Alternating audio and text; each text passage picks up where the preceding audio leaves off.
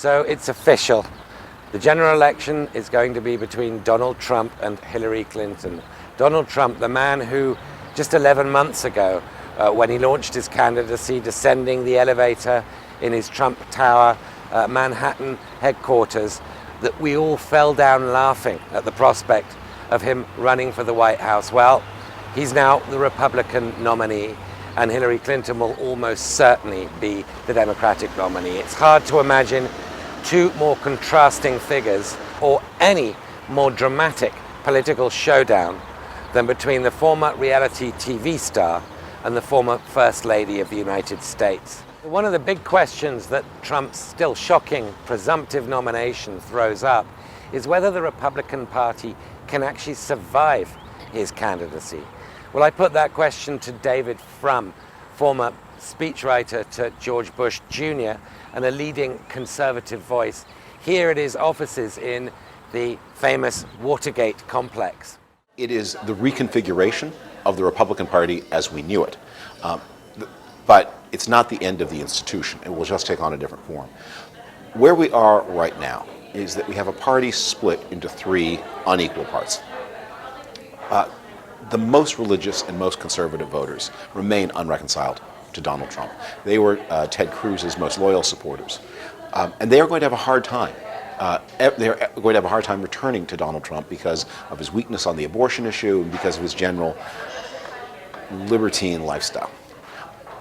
At the same time, Donald Trump does poorly with the most moderate Republicans, who tend to be the more affluent, more suburban, and particularly with women. And those kinds of Republicans will be very open to an appeal from Hillary Clinton. But he's got behind him about 85% of the party right now who say they can live with him. Now, that's a pretty high number. That's pretty good. But let's put it in contrast. Between them, Hillary Clinton and Bernie Sanders have the support of 95% of Democrats. When you go to the traditional donors of the Republican Party and say, do you support Donald Trump? Many of them will say yes.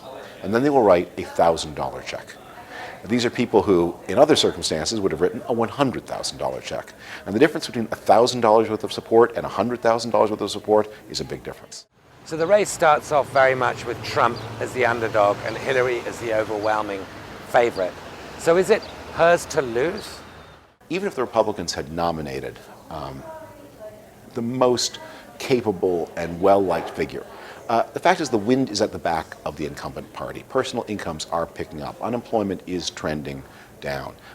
And there is the incumbent party has a story to tell in this cycle. So that would be true whether it's generic Democrat versus generic Republican. Now you say we're going to replace the generic Republican with someone who's unacceptable to women, college graduates, young people. Did I omit anybody? Very big with pro wrestling fans. And then we're going to have for the Democrats, a candidate whose last name means prosperity in a way that no political last name has meant prosperity for a generation and a half, then it gets a lot tougher.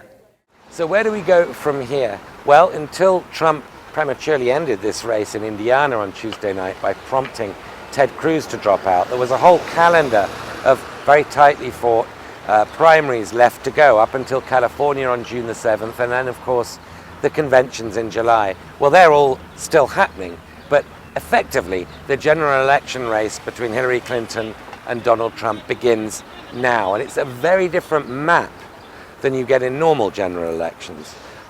Ordinarily, places like Florida are the key swing states. Well, that's now clearly in Hillary Clinton's map.